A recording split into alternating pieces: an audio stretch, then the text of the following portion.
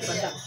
या योजनेअंतर्गत आपल्या जेवढे सर्व सातबाराधारक शेतकरी आहेत त्या सर्व सातबाराधारक शेतकऱ्यांना या योजनेअंतर्गत नोंदणी करायची आहे आणि त्या नोंदणीसाठी आपण या ठिकाणी आपला सप्ताह आहे तुमच्या इथे सुरू याच्याने आपण या ठिकाणी त्या कॅम्पचं आयोजन केलेलं आहे आणि त्यासाठी आपले तालुक्याचे सन्मानित तालुका कृषी अधिकारी श्री माळी साहेब हे या कॅम्पसाठी या ठिकाणी उपस्थित आहेत.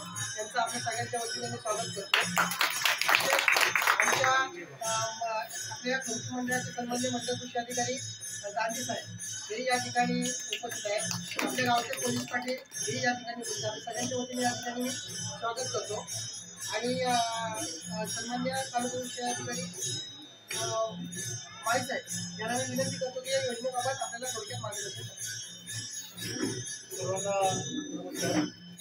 आज या सप्ताहाच्या निमित्तानं आपण एकत्र आलो तर नवीन शासन 100 दिवसाचा कृती आराखडा आला म्हणजे येणाऱ्या पहिल्या 100 दिवसामध्ये प्रत्येक सरकारी कार्यालयाने कोणती कामं करायची तर आपला हा कृषी विभागासाठी आपण इथे एकत्र आलो.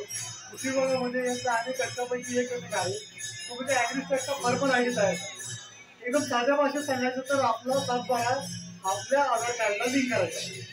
जसं आधार लिंक करतो आपण अकाउंटला, मोबाईल लिंक करतो बँक खात्याला, तसं आपला सातबारा आपला सर्वे नंबर एक असतील किंवा 4 असतील किंवा 5 असतील किंवा 2 असतील.